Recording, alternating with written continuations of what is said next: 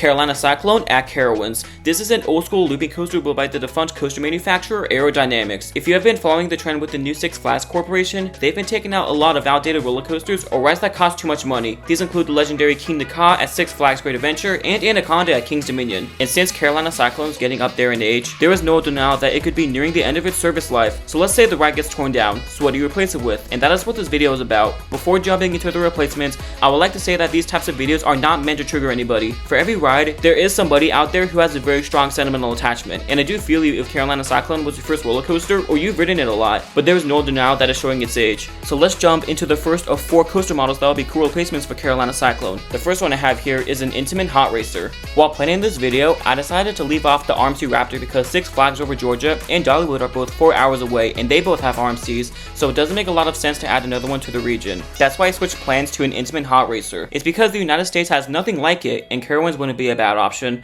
And I know there was already a thrilling launch coaster here with Copperhead Strike, but the Hot Racer is completely different from Copperhead. If they decided to fit in a near clone of Mahuka at Walibi Alps, they could, because the length of the plot is 565 feet, and that includes the length from Screamweaver, which was an Enterprise ride that closed not too long ago, and the length of the Mahuka plot is 420 feet, and that is from the top hat to the S-bends towards the end. They can totally make a layout to accommodate the space. It would be cool seeing an Intamin Hot Racer here. So next up on the list is a type of roller coaster that is getting more popular in America. It's the new gen Vekoma Thrill Coasters, and I picked out a Vekoma Wildcat. I would love to see this at Carowinds, and this is one of the more realistic options because Six Flags has worked with Vekoma with Siren's Curse at Cedar Point and Flash of Great Adventure, and we're seeing a Vekoma Renaissance in the making. And if you've seen the Nighthawk replacement video, which will be shown in the card above, I mentioned a Vekoma Tilt Coaster will be a cool fit in that plot. But if that happens, it makes this model super unlikely to happen. But if the Tilt Coaster doesn't get built, maybe this gets a higher chance of happening. As for the model itself, there is really no comparison to a modern high-thrill Vekoma coaster in the area. It can feature a layout of many crossovers, inversions, airtime pops, and maybe a station flyby if they wanted to add one.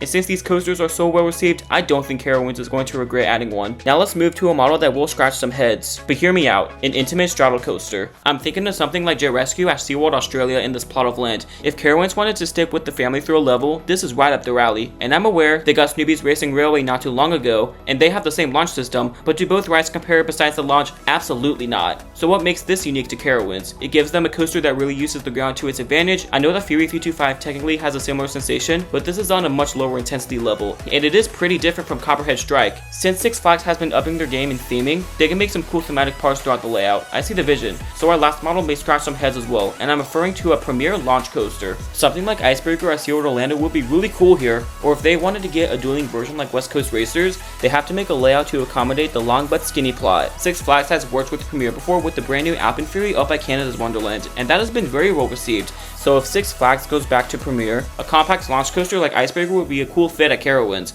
I'm imagining the coaster featuring a swing launch because Carowinds doesn't have one, a top hat, maybe some inversions, and a lot of airtime pops. The closest comparison you have is Copperhead Strike, and that's not really close. Just don't add many inversions with hang time because Copperhead is known for hang time. All of these coaster models will be great replacements for Carolina Cyclone. And by the way, this isn't me saying that Carolina Cyclone will cease operations at the end of the year. This is just a coaster enthusiast's dream video while making it realistic.